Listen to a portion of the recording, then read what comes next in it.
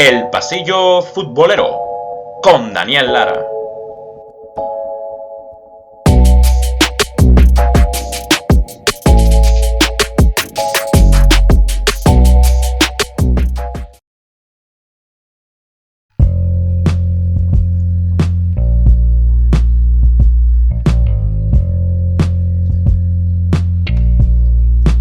Amigos del Pasillo Futbolero, bienvenidos una vez más a su espacio, a su podcast, El Pasillo Futbolero, donde solo se habla y se escucha fútbol, dándoles la bienvenida a nuestro capítulo 48, pero antes recordarles como siempre que nos pueden seguir en Instagram como @elpasillofutbolero. También muy importante suscribirse al canal, dejarse un like, por supuesto nos estará apoyando, llegando a que este buen contenido le pueda llegar a más gente. También como siempre agradeciéndoles a los que nos escuchan a través de Spotify, Apple Podcasts, ebooks y Anchor FM. Capítulo 48.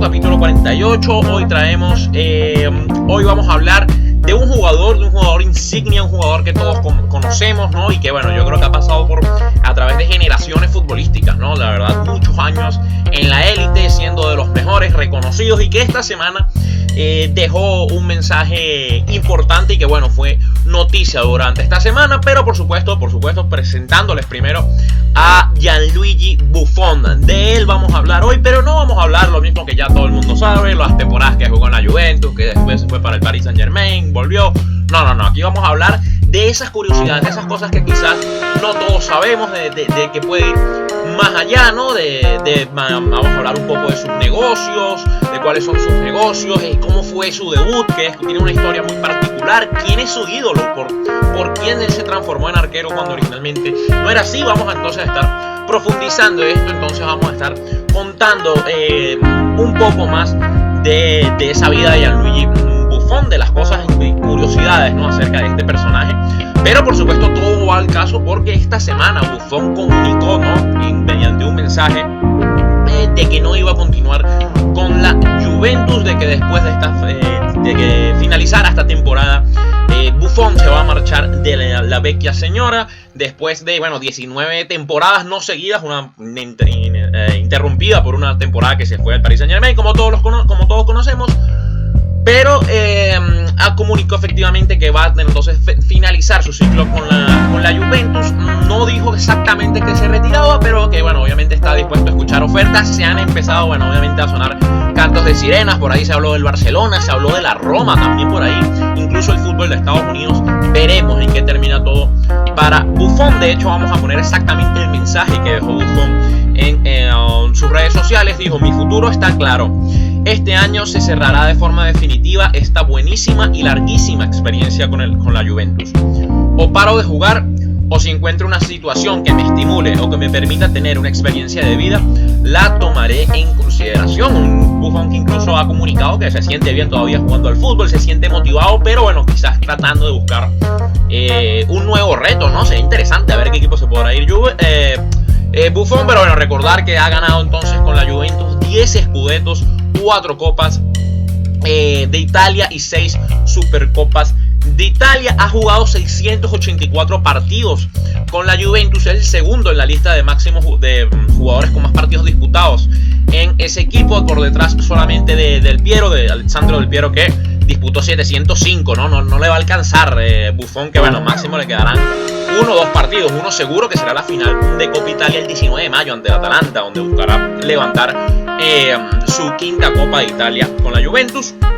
En esos 684 partidos que disputó Buffon, ha recibido solamente 538 goles y dejando la portería en cero en 322 partidos. Vean los números, ¿no? Prácticamente casi la mitad de sus partidos los ha dejado el arco en cero, lo que te habla, ¿no?, de lo que es el líder y excelente arquero que es Gianluigi Buffon. Pero aquí vamos a empezar entonces comentando, ¿no?, un poco de algunos de los récords que tiene Buffon, para hacerle un repaso rápido. Ya muchos también son conocidos, como muchos lo saben. Por lo menos Gianluigi Buffon es el jugador con más apariciones en Serie A, con 653 partidos, tanto recuerden, con 2 equipos, al principio con el Parma, después ya, como comentábamos, esa larga trayectoria con la Juventus. Así que se superó a Maldini, ¿no?, a Paolo Maldini, el Buffon el año pasado, ¿no? Maldini tenía ese récord y bueno, Buffon lo pasó entre el año pasado y esta temporada lo ha logrado superar ya por varios partidos. Es entonces el jugador con más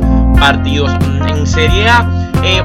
Buffon también tiene otro récord impresionante, el más minutos consecutivos sin permitir gol en la Serie A, exactamente 974 minutos, 12 partidos seguidos en la temporada 2015-2016. Mira, asombroso, ¿no? Increíble lo de Gigi Buffon, ¿no?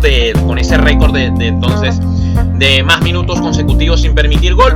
Es el jugador con más partidos jugados en la selección de Italia, 176, y es el primer jugador que llegó a obtener 9 títulos de la Serie A. Lo que te hablan los números, las estadísticas, ¿no? Que a veces hablan por sí solas y te muestran la grandeza que tiene Gigi Buffon, sin duda alguna. Pero bueno, vamos a este tipo de curiosidades, historias, vamos a comenzarlas con la familia de Buffon, porque bueno, podríamos decir así que empezó con el pie derecho, cayó exactamente la familia que tenía que caer, porque bueno, es una familia netamente y puramente deportiva, la familia de Buffon, ¿no? Porque Gigi Buffon nació el 28 de enero de 1978 en Carrara, Toscana, Italia. Su madre es María Estela Mazzocco, que fue 3 veces campeona italiana en lanzamiento de peso y lanzamiento de disco. Por ahí ya la primera atleta de la familia.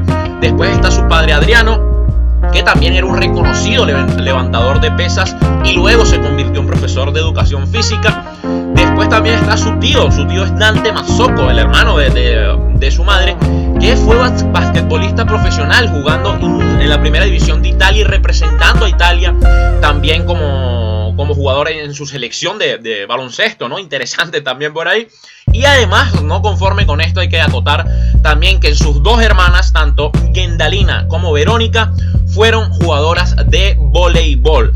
Así que bueno, obviamente tenía que nacer Buffon y algo tenía que hacer con el deporte, porque viendo cómo era la familia no iba a tener creo que ninguna opción. Gianluigi, por supuesto, se terminó encantando por el fútbol y también es pariente de otro jugador de fútbol, de un antiguo jugador de fútbol como lo fue Lorenzo Buffon, que también fue arquero, jugó para el Milan, para el Genoa, para el Inter y para la Fiorentina y para la selección nacional de Italia entre 1949 y 1963. Así que bueno, una familia deportiva y futbolística la de Gianluigi Buffon, lo que bueno, para que vean que por ahí empieza interesante la cosa, empieza a ponerse interesante el capítulo. Pero también continuando, ¿no? con estas curiosidades sobre Buffon, sobre bueno, algunas anécdotas, algo bastante diferente, ¿no? Precisamente Buffon no comenzó como portero, ¿no? Como arquero. Él empezó siendo jugador de campo, siendo incluso mediocampista y delantero, y después se transformó a portero. Suele suceder, es muy frecuente. Recuerdo también el caso por lo menos de David De Gea, es uno de esos ejemplos, y Thibaut Courtois, si no me equivoco, también no empezó siendo portero, pero bueno, ya después por su tamaño, condiciones físicas y bueno, obviamente el talento lo llevó a ser portero. Pero tiene una historia muy interesante porque precisamente, bueno, Buffon comenzó jugando como mediocampista y luego como delantero, ¿no? Hemos visto por ahí que se podía jugar de las dos posiciones. Aproximadamente a los 9 años de edad, a esa edad juega con el Perticata, un equipo juvenil cercano a la zona donde vivía, y hay un documento que ya muy antiguo obviamente de Perticata, en la página web de este equipo regional juvenil, donde describía cómo era Buffon, ¿no? Sus tiempos de mediocampista, y decía que lo describían, ¿no? Como un jugador equipado con un gran físico, un tiro fuerte y preciso y capaz de golpear a menudo desde larga distancia. Era bombardero Gigi Buffon, que después es curioso porque su juego con los pies no es precisamente el mayor atributo de Buffon, pero bueno, también fue hace muchísimos años, ¿no? Así que bueno, vean, empieza como mediocampista en este equipo y ahí se va a otro equipo también de la zona, ¿no? Regional como es y juvenil, como es el Bonascola Calcio, donde ahí juega una sola temporada y bueno, sus actuaciones fueron tal que un ojeador del Parma lo termina llevando finalmente y fichando por las juveniles del Parma con tan solo 13 años de edad, ¿no? Debían destacando por ahí ya Buffon, y hace su paso al Parma, pero todavía hay que aclarar, todavía siendo jugador de campo, ¿no? Todavía siendo mediocampista Buffon. Y finalmente va a jugar al equipo filial del Parma. ¿Y qué sucede? Bueno, el destino siempre haciendo sus cosas, ¿no? Haciendo sus juegos, ¿no? No vamos a decir nada, pero bueno, las cosas que a veces pasan son increíbles. Pero bueno, sucede que de este equipo filial del Parma, los dos porteros se terminan lesionando, tanto el arquero principal como el arquero suplente. No tenían otro arquero y bueno, obviamente Gigi Buffon decide ir al arco, ¿no? Y probar ahí, bueno, obviamente también incentivado por su entrenador, por el físico, por su alta estatura, ¿no? Y que le permitía a Buffon. Y por otra cosa que ya vamos a comentar después de esto, que hay una historia detrás de todo, de esa decisión, ¿no? De irse a jugar al arco. Buffon se va entonces al arco y bueno, nada más le bastaron 2 jornaditas, ¿no? 2 semanas para decir, muchachos, se acabó esto. Y se quedó efectivamente con el puesto de titular en el arquero. Y bueno, ahí empezó su trayecto en las filiales del Parma. Bueno, la cara, yo no me quiero imaginar la cara de esos momentos que habrá sido de los dos porteros que se lesionaron, ¿no? Y que finalmente Buffon lo suplantó. Debió ser tremendo, ¿no? Y bueno, finalmente comienza su carrera en el Parma. Y otra curiosidad es su debut. Después su debut también fue un debut bastante interesante y peculiar, el de Buffon, que bueno, debido a sus actuaciones con el equipo filial, finalmente es llamado a la pretemporada, a hacer la pretemporada con el equipo del Parma, con el primer equipo del Parma en el año 1994. Y un año después, en el 1995, Buffon termina siendo convocado, ¿no? Para formar parte de la primera plantilla, ya como jugador de la primera plantilla, obviamente siendo suplente, ¿no? Pero bueno, ya formaba parte de ese equipo. Y llega entonces finalmente el debut de Gianluigi Buffon, y es que el arquero titular del Parma, que en ese momento era Luca Pucci, se lesiona, y el entrenador del equipo en ese momento, que era Nevio Scala, optó por alinear a Buffon, que tan solo tenía 17 años. Pero ¿cuál era el rival? Y aquí va la gran curiosidad. ¿Cuál era el rival de ese Parma? ¿Contra quién le tocaba debutar a Buffon? Bueno, nada más y nada menos que contra el Milan de Fabio Capello. Un Milan, bueno, ganador de Copa de Europa, también incluso esa temporada que debuta Buffon termina siendo campeón de la Serie A. Un Milan que arrasaba con todo y tenía un super equipazo. Pero bueno, era un juego difícil obviamente de debutar. Y bueno, Buffon se salió al final, terminó siendo un empate y respondió con grandes atajadas. De hecho, le saca 2 remates, hace 3 paradas claves, 2 remates a uno a Roberto Baggio y el otro a George Weah, que ambos habían ganado el Balón de Oro de la FIFA anteriormente, ¿no? Para 2 ganadores del Balón de Oro de la FIFA. Y después hace otra tremenda atrapada a un tiro lejano de Marco Simone, que había entrado como sustituto en ese partido. Se gana todos los elogios. Bueno, veíamos declaraciones de entrenadores y demás en ese momento que elogiaban a Buffon en ese partido. Obviamente empieza a subir su cotización y a empezar a hacer su nombre. Y bueno, ya después de ahí la historia que todos conocemos. Se fue a la Juventus, siendo el traspaso más caro para un arquero en aquel momento. Y bueno, ya todo lo que conocemos. Pero recuerdan, vámonos un poco para atrás, porque vamos a recordar cuando decíamos que esa decisión de Buffon de irse al arco, de ser portero, no solamente iba por su físico, ¿no? Sino también por sus ganas, la disposición que mostraba Buffon.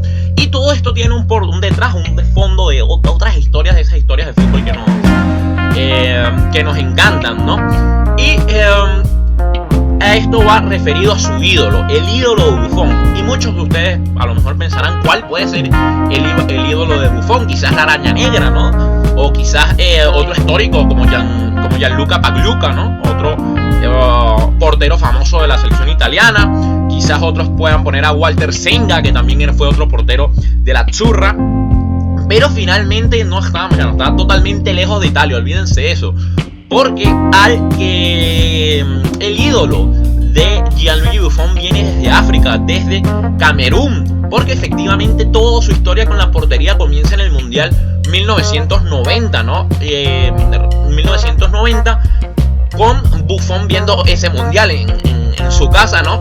Y en su cuarto, mismamente narrado por él en una varias veces lo he explicado, viendo en su habitación el partido del debut de Camerún en ese momento contra Argentina, y fue ahí cuando se enamoró, cuando conoció al que sería su ídolo y bueno, su inspiración finalmente a querer aspirar a ser arquero, y que hoy todo el día le agradecemos, que es Thomas Nkono, un portero de Camerún. Fue el portero de Camerún en el Mundial de Italia de 1990, ese Mundial donde Camerún hizo un papel asombroso, llegó a cuartos de final, que le gana ese partido, el partido debut a la Argentina de Maradona por 1-0, y bueno, después de ahí comienza su andar y pierde en los cuartos de final ante Inglaterra. Un report 3-2, termina entonces perdiendo, pero Thomas Nkono fue su portero titular y bueno, fue una de las estrellas de esa Camerún, y ese momento le impactó mucho a Gianluigi Buffon y terminó siendo su ídolo, ¿no? Por cómo arqueaba, cómo era la decisión y las jugadas que hacía Thomas Nkono, la verdad que lo terminó inspirando para ser portero. Es más, y lo que comentábamos, vean aquí que Gianluigi Buffon reveló incluso una vez que lloró cuando los Leones Indomables fueron eliminados en aquella Copa del Mundo. Así lo decía Buffon en una entrevista que le hacía al portal 90 Minutos. Decía así: era una persona muy carismática, la verdad que nunca he visto a nadie despejar las pelotas como él lo hacía. Vean, y bueno, la admiración va a tal punto que el segundo hijo de Buffon se llama Luis Thomas, es decir, su nombre es en honor a su ídolo Thomas Nkono. Así que vean qué historia tan interesante, ¿no? Esas cosas que a lo mejor no lo sabemos y que quizás no lo comentan mucho, y la verdad nos encantan, ¿no? Vean qué interesante, ¿no? De dónde, imagínense, ¿quién podría pensar, obviamente sin que lo dijera Buffon, de que Thomas Nkono podría ser el héroe, ¿no? Y el ídolo de Buffon, que lo haya inspirado a ir a jugar a la portería, ¿no? Pero bueno, como todo no es bonito y todo no es color de rosa, también hay una parte de Buffon que quizás no es muy conocida, pero que se ha dejado saber en los últimos años, ¿no? Sobre todo en los últimos 2019-2020, cuando Gianluigi Buffon admitió, ¿no?, de padecer de ataques de depresión en el año 2004, cuando quizás era el mejor momento, ¿no?, de Buffon en su carrera, cuando eran a los 26 años, ¿no? Tenía 26 años en ese momento, en el 2004. ¿Y por qué en el 2004? Porque bueno, aquella temporada fue un desastre, ¿no?, para la Juventus, a pesar de llegar a la final de la Champions League. Bueno, precisamente porque llegan a la final de la UEFA Champions League y la pierden. También tiene una actuación en la Eurocopa Italia muy deficiente, ¿no?, muy decepcionante. Y las cosas, bueno, Buffon ya sufría, ¿no?, de problemas de ansiedad. Obviamente esto no es nada nuevo, pero efectivamente dice Buffon entonces que fueron unos momentos muy duros y muy difíciles de sobrepasar, porque confiesa, ¿no?, que tuvo problemas para gestionar el éxito y que incluso tuvo que verse con profesionales, ¿no?, tuvo que verse con psicólogos para tratarlo, ¿no? Porque bueno, imagínense que no es tan fácil estar en los ojos de todos y bueno, ser el capitán de la selección italiana y todo lo demás, y bueno, precisamente con contratos multimillonarios. Es una especie de otra vida difícil de asimilar, y hay que saber llevarlo también por esos casos. Los futbolistas no son la excepción, y Buffon lo explicó en una carta que escribió para el portal de Players Tribune hace 2 años. Lo escribió. Vamos a dejarle de todas formas el link en la descripción de esa carta, porque no tiene desperdicio, es muy larga, la verdad, es una carta larga, pero cada letra vale la pena. Y nosotros, bueno, rescatamos, ¿no?, un par de esos contextos de qué decía Buffon acerca de cuando sufrió la depresión, porque no tiene pérdida. Vamos a leérselos para que nos puedan seguir el hilo de lo que queremos explicar. Y dice así, escribía así Gianluigi Buffon de cómo vivió esa época de depresión. Porque bueno, resulta, antes de empezar se me había olvidado de que esta carta la escribe en este portal, en The Players Tribune, para yo mismo cuando tenía 17 años. Era, bueno, ¿qué le dirías tú a Gianluigi Buffon de 17 años, ¿no?, cuando debuta con el Parma? Y bueno, es por eso que le escribe a sí mismo, ¿no?, pero cuando era más joven. La verdad, por eso les digo, no tiene desperdicio, se lo dejamos en la descripción. Entonces volvemos para ver qué dice Buffon, ¿no? Y dice: si vives de forma nihilista fijándote solo en el fútbol, tu alma empezará a cambiar. Al final estarás tan deprimido que ya no tendrás ganas de levantarte de la cama. Puedes reír, pero es lo que te pasará. Llegará en el momento más alto de tu carrera, cuando tendrás todo lo que un hombre puede pedir en la vida. Tendrás 26 años, serás el portero de la Juventus y de la selección. Tendrás dinero y respeto. La gente te llamará Superman. Pero no eres un superhéroe. Eres solo un hombre como cualquier otra persona. Y la verdad es que la presión de esta profesión puede convertirte en un robot. Tu rutina puede convertirse en una prisión. Tú vas a entrenar, vienes a casa y ves la televisión. Te vas a dormir. Haces lo mismo al día siguiente. Tú ganas, tú pierdes. Se repite y se repite. Una mañana, cuando salgas de la cama para ir a entrenar, tus piernas comenzarán a temblar sin control. Estará tan débil que no podrás conducir tu automóvil. Inicialmente, pensarás que es solo fatiga o un virus, pero luego empeorará. Todo lo que querrás hacer es dormir. En el entrenamiento, cada salvada se sentirá como un esfuerzo titánico. Durante 7 meses tendrás dificultades para encontrar alegría en la vida. Así que vean que es un tema bastante sensible, ¿no? Y vean cómo escribe ahí, cómo lo padecía. Mientras lees la carta te vas enterando más o menos de efectivamente cómo Buffon se sentía en esos momentos, en esa rutina, ¿no? De no sentir algo nuevo, de no sentirse quizás, de sentirse tan especial, ¿no? Muchas veces no cala bien en la mente de las personas y finalmente, bueno, Gianluigi Buffon decidió cambiar precisamente esa rutina, esas costumbres y empezó a ir, aquí es donde está interesante, empezó a ir a visitar un museo para hacer algo diferente, ¿no? Para abrir un poco su mente. Fue a empezar a visitar un video y fue allí cuando se encontró y cuando vio el cuadro titulado como El Paseo del pintor ruso naturalizado francés Marc Chagall, en el que se aprecia que el autor que sujeta a una mano a su mujer mientras esta fluctúa libremente en el aire. Buffon cuenta que efectivamente, como para romper esa rutina de futbolista y todo lo demás, iba al museo, ¿no? Y a ver el cuadro, y porque lo hacía sentirse más cercano a la cultura y a ser una persona normal. Incluso comentaba que la vigilante, ¿no? El vigilante de ese momento lo veía 2-3 días seguidos y le preguntaba que si era una broma o que por qué tanto ahí, ¿no? Y finalmente termino lo que queríamos terminar con Buffon, que termina sentenciando: esta imagen te hará sentir como un niño. La sensación de la felicidad está en las cosas simples. Finalmente entonces así lo ponía Buffon, ¿no? Entonces, bueno, interesantísimo. Vean esa parte, también hay que tenerla en cuenta, como Buffon admitió que sufría de depresión a pesar de toda la estrella que es y que era, y que bueno, finalmente logró superar, pero es una parte que también mucha gente no sabe y hay que tomar en cuenta. Y otra parte, otro dato, otra curiosidad es Buffon. ¿Qué hace Buffon con su dinero, no? ¿Dónde se mete? ¿Dónde mete el dinero, no? Porque ha tenido por ahí varios negocios. Pero bueno, el que más resalta sin duda es que desde el año 2017 Buffon incursionó en el mundo de los vinos, patentando su propia marca llamada Buffon número 1. Para el año vean lo interesante, debe estar bueno el vino, habría que probarlo, ¿no? Pero bueno, actualmente, ¿no? Buffon elabora aproximadamente unas 3 líneas diferentes de vino bajo el nombre, como comentábamos, Buffon número 1.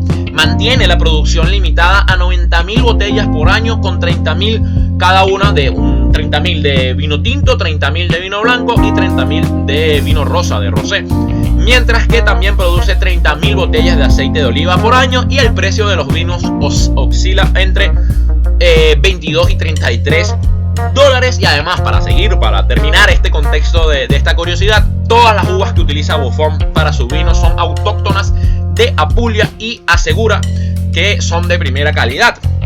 Y también obviamente que el vino tinto, bueno, será de la variedad Primitivo y una de las más finas de la región. Así que bueno, para que ya saben, si van a Italia, prueben el vinito de Buffon número 1, entre 22 y 33 dólares. No está tan mal para probar la experiencia, y además que también se suma a otros jugadores que han estado por esa vía, ¿no? Por lo menos ahora me acuerdo, se me viene a la mente el de Andrés Iniesta, que también está en ese negocio de los vinos. De hecho, muchos los que conocen a Buffon afirman de que efectivamente es un amante del vino, y que por eso le propusieron el negocio de hacer la botella, de sacar su propia marca. Y bueno, leíamos por ahí en una entrevista que efectivamente al día siguiente ya había patentado la marca, ¿no? Y bueno, para terminar, una anécdota que fue quizás un pequeño error de Buffon, un pequeño descuido, uno de los tantos que tuvo, porque también ha tenido su polémica Buffon, ¿no? Pero fue la famosa camiseta número 88, que trajo, bueno, en aquel momento una ola de reclamos y y de indignación, ¿no? Por cierta parte, hacia Gianluigi Buffon. Y es que, para los que no lo saben, en la temporada 1999-2000, cuando Gianluigi Buffon todavía jugaba en el Parma, elige inocentemente utilizar el número 88 en su espalda, ¿no? De hecho, bueno, el 88 no era el número original que él buscaba el 00, pero la liga no lo dejó jugar porque decía que no era un número válido. Y bueno, entre tanto se tuvo que prefirió elegir el número 88 en su espalda. Pero esto provocó una durísima reacción negativa, ¿no? De parte de todos los aficionados del fútbol, pero sobre todo de la comunidad judía en Roma. Y ustedes se preguntarán, bueno, ¿qué tiene de malo el número 88? ¿Un número más, un número menos? No. Pero no, resulta que no es así, porque resulta que el número 88 representa para los neonazis. Los neonazis lo utilizan este número como abreviatura del saludo nazi Heil Hitler, ya que la H es la octava letra del alfabeto, es decir, 88 Heil Hitler. Así que bueno, imagínense, se formó un escándalo total, una presión tremenda sobre Buffon, que él dijo que no sabía, obviamente que no lo había hecho a propósito, ni mucho menos. Lo comentaba así en una rueda de prensa que tuvo que hacer en aquellos años, ¿no? Por el año 2000, y comentaba: elegí el número 88 porque tiene 4 balones adentro, que siempre han sido símbolos de atributo y carácter en Italia. Y para mí es una temporada muy importante, donde tengo que sacar los atributos y el carácter para recuperar algo que tengo perdido. Así que bueno, vean, finalmente no, la presión fue tal y bueno, Buffon inteligentemente, para no seguir siendo el centro de las críticas, cambió el número 88 a 77 y después, bueno, finalmente se quedó entonces con ese famoso número 77 de Buffon en el Parma. Así que esto fue todo, nuestro capítulo 48 sobre estas anécdotas, curiosidades sobre la vida de Gianluigi Buffon, aprovechando ese anuncio de que se va de la Juventus. Esperamos verlo por nosotros, que juegue siempre que quiera Buffon, y esperemos que bueno, que no se retire, podamos disfrutarlo quizás unos añitos más a Gianluigi Buffon, a ver cuál será su futuro. Pero bueno, por ahora nosotros traemos estas anécdotas, estas curiosidades, para que ustedes, que quizás no lo sabían, lo pues se enteren y lo puedan disfrutar tanto como lo hicimos nosotros. Este fue nuestro capítulo 48. Recuerden seguirnos en Instagram para los que no lo hacen, en @elpasillofutbolero. Muy importante suscribirse al canal, déjense un like, lo único que pedimos, por favor, un likecito que no nos cuesta nada. Y bueno, además de eso, por supuesto, agradecerle a todos los que nos escuchan en Spotify, Apple Podcasts, eBooks y Anchor FM. Una vez más desde Manchester, Inglaterra, Daniel Lara. Esto fue El Pasillo Futbolero, donde solo se habla y se escucha fútbol. Nos vemos en el próximo episodio.